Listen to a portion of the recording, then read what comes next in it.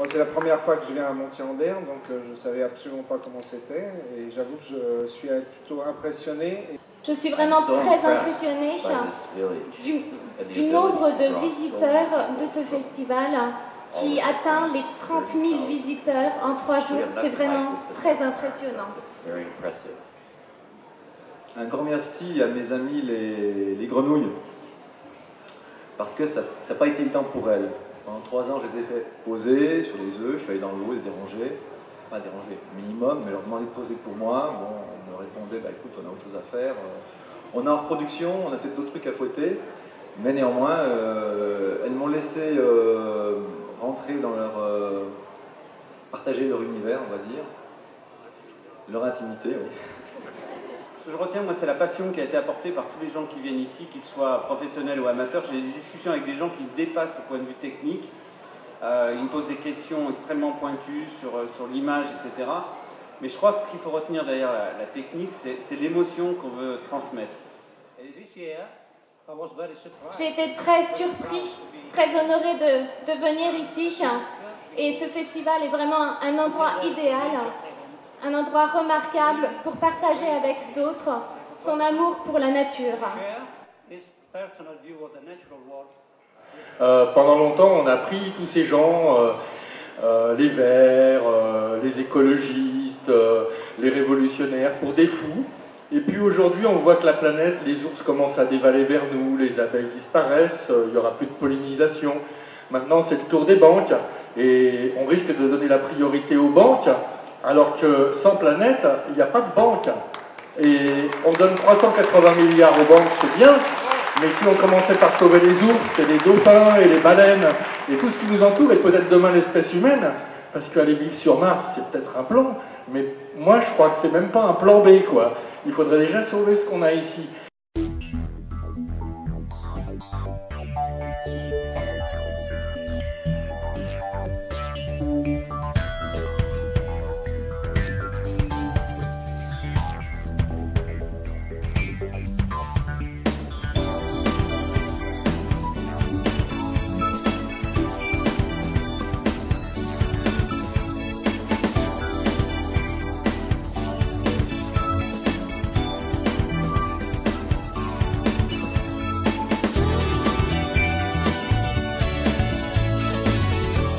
Comme dans toutes les histoires, je vous demanderai à partir de maintenant d'ouvrir bien grand vos yeux, bien grandes vos oreilles. J'étais bien contente de venir ici. C'est pas grave. Je suis contente quand même. J'ai vu des photos, des sculptures, et ce que j'ai préféré, c'est les deux. Je me suis pas levée trop tôt ce matin, et ça m'a bien plu les libellules.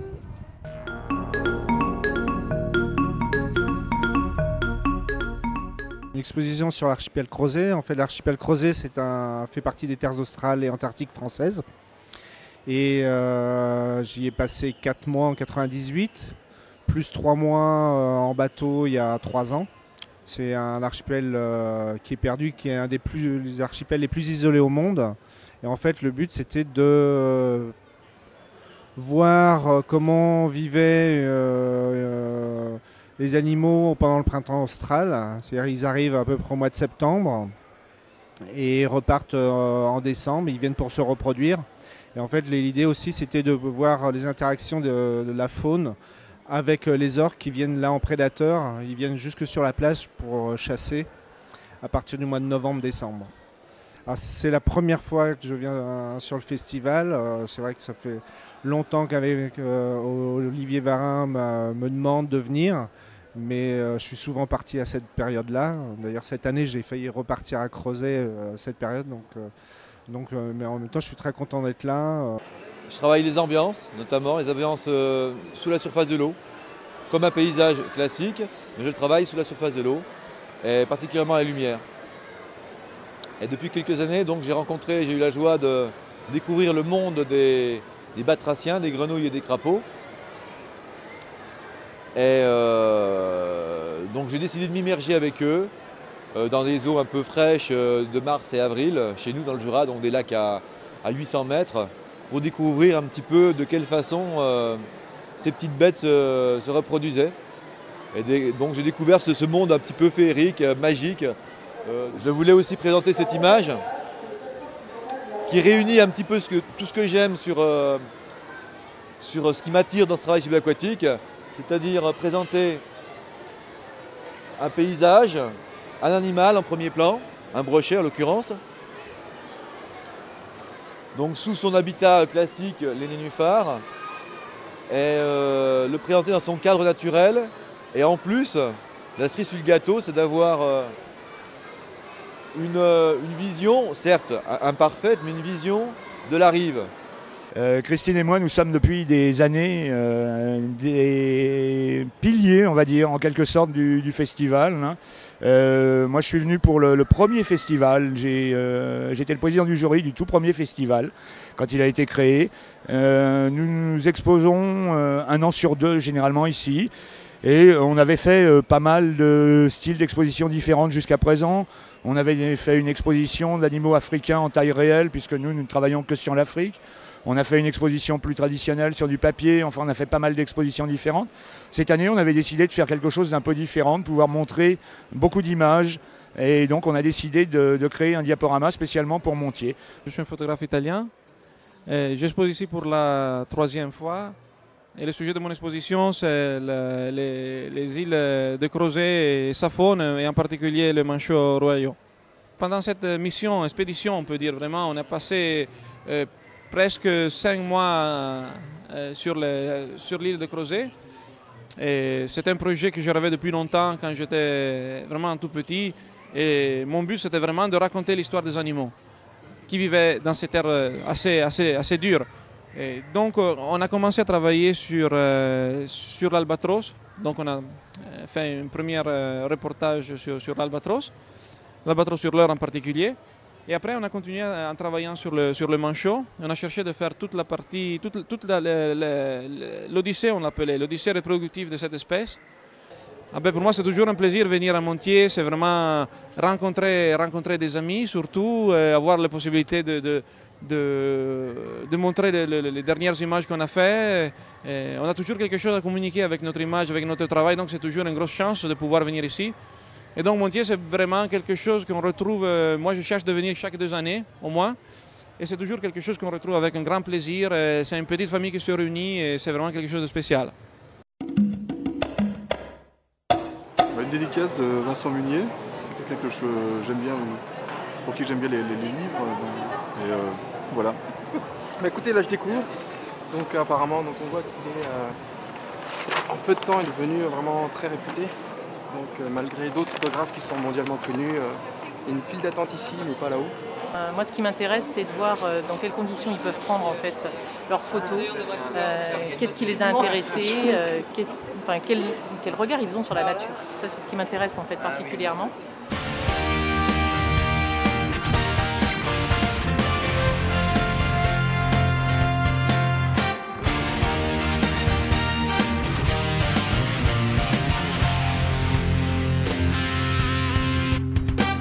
Shape on Bonaire, c'est le titre de notre exposition.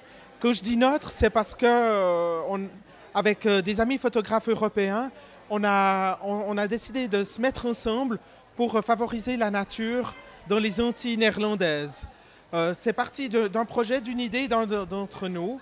On s'est rendu compte que la nature était dans les Antilles très intéressante pour ce qui concerne tout ce qui tourne autour de la mer.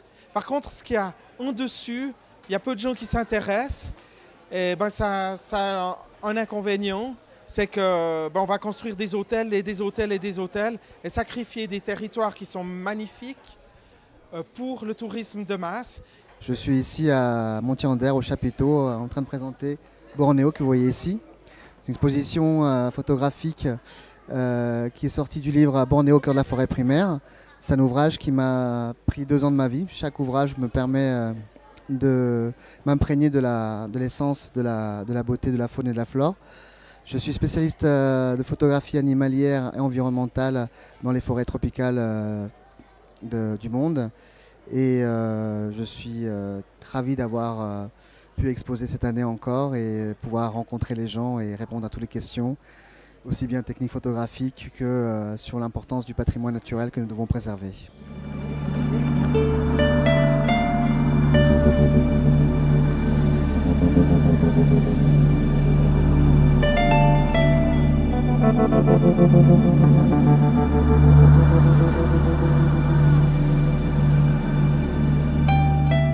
Jean-Yves Goustio, on représente le centre d'initiation à la nature d'Aubrive dans le sud au Marnais.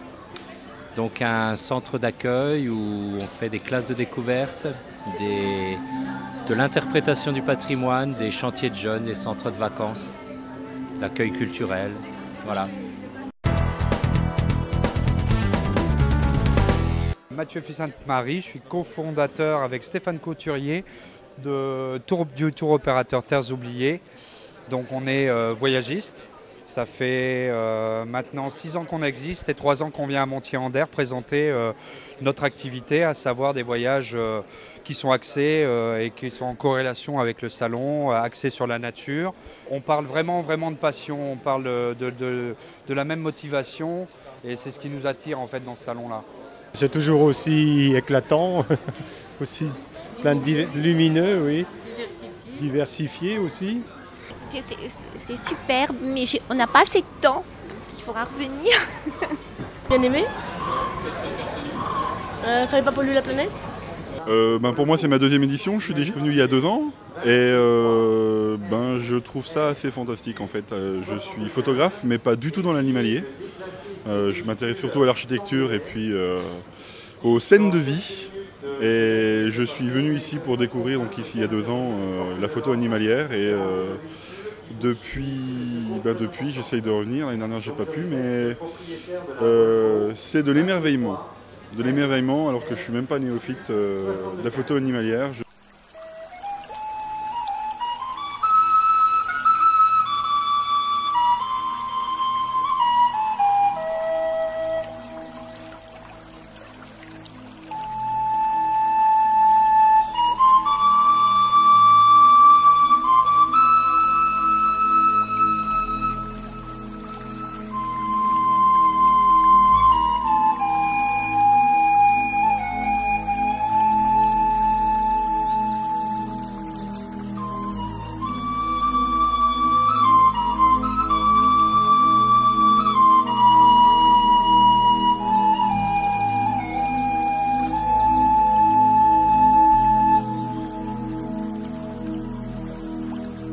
Je viens pour la 10e année à Montier-en-Der, donc un fidèle du festival, et donc cette année avec une exposition un peu particulière parce que c'est une exposition qui s'appelle les Pôles Grandeur Nature, qui a été créée pour le Palais de la Découverte dans le cadre de l'année polaire internationale.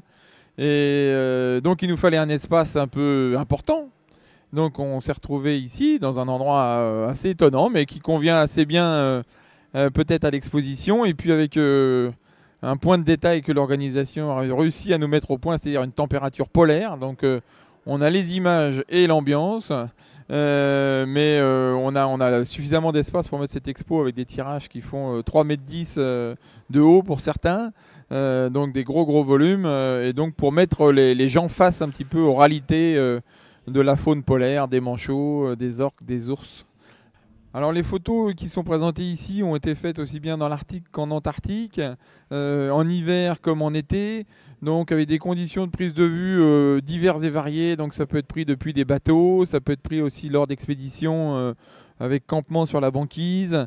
Tous les moyens sont bons, je dirais, pour arriver à saisir l'instant et à saisir la présence de cette faune. Et moi j'ai la chance, le privilège d'y passer 3 à 4 mois par an depuis une vingtaine d'années maintenant.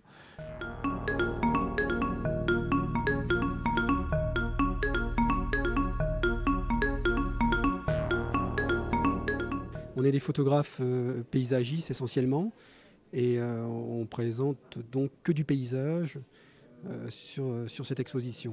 L'exposition est consacrée au paysage d'Auvergne, et l'idée c'était de rendre méconnaissables entre guillemets ces paysages, à savoir ne pas réussir à localiser en fait finalement où ça avait été pris.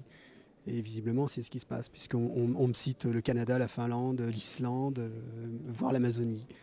On est toujours aussi satisfait que la première fois et il faut venir. Voilà. C'était très beau, bien sûr. C'est des belles photos. Enfin voilà, tout le site, hein, on vient d'aller au gymnase, c'est bien aussi. Enfin, c'est comme tous les ans. Oh bah c'est formidable, vraiment une découverte exceptionnelle. C'est très bien, voilà. Je suis un habitué, ça fait 3 ans que je viens, voilà. Puis toujours avec grand plaisir en tout cas. Je ne suis pas de la région, mais il y a 7-8 ans je suis passé là, j'ai vu le festival, une publicité, donc je m'intéresse à la photo, j'y suis allé et maintenant je viens tous les ans.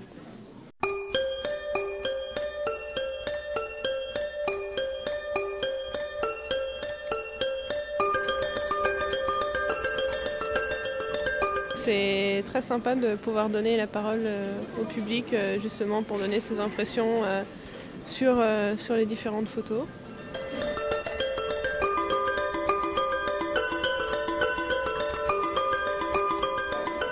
Une photo de paysage. C'est un bord de mer avec des galets sous un lever de soleil. Eh bien, ce concours est forcément un concours daubé, truqué, puisque j'ai présenté des photos et je ne suis pas finaliste, même pas sélectionné, vous vous rendez compte. Alors, j'ai voté pour la photo là-bas qui serait une bonne point de départ pour une peinture pour mettre sur un mur. Par la photo là-bas avec le renard et les pissenlits. Et pourquoi celle-ci? C'est celle qui m'a le plus plu. Voilà. Des photos très intéressantes et très charmeuses.